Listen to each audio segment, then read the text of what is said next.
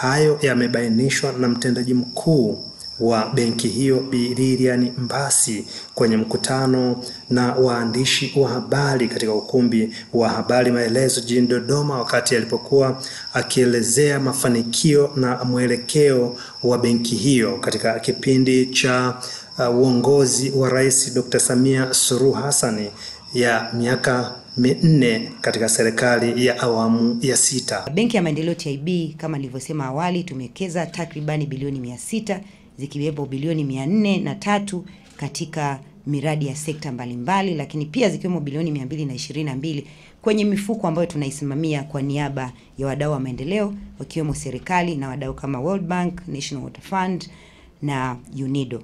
Lakini pia kupitia uwekezaji huu takribani ajira mpya 12,500 wa Tanzania wameweza kupata kupitia uwekezaji wa Benki ya Maendeleo TIB.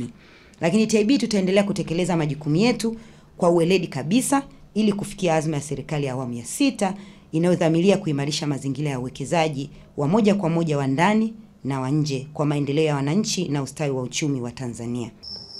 Aidha, Bi Mbasi akielezea mwelekeo wa benki hiyo kwa mwaka 2025 amesema, kwa hiyo kwa 2025 mwelekeo wetu wa kama benki ya TIB, kwanza kabisa ni kukuza mtaji wa benki kwa kushirikiana na taasisi za fedha za kimataifa ili kupata mikopo ya riba nafuu, ili na sisi tuweze kutoa mitaji kwenye miradi ya maendeleo ambayo ni nafuu.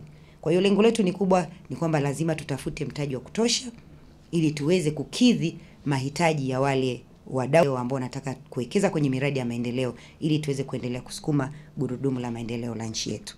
Lakini pia kupitia mradi wa upanuzi wa nishati ya umeme vijijini ambao niliongea kwamba tunashirikiana na Benki ya Dunia pamoja na wenzetu REA, bado tutaendelea na huo mkakati hata kwa 2025 ili tuendelee kuhakikisha kwamba umeme unakwenda mpaka kule vijijini ambako TANESCO haijafika. Kwa kupitia programu hii TIB tutaendelea kufanya kazi na Benki ya Dunia, lakini pia na wenzetu wa REA.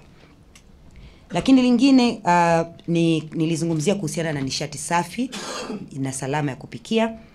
Bado tumetoa kipaumbele kwa mwaka 2025 kufanya kazi na wenzetu wadau wetu wa maendeleo UNIDO kuendelea na nishati safi na salama ya kupikia ya ethanol. Kama tulivyoanza, nimesema tumeanza na Dar es Salaam, lakini lengo ni kufika mikoa mingine ya Tanzania bara na visiwani. Kwa hiyo ni miongoni mwa mwelekeo wetu wa 2025. Lakini pia kwenye maji bado tutaendelea, ni kipaumbele ili tuweze kuendelea kuunga mkono jitihada za serikali katika maji safi na salama.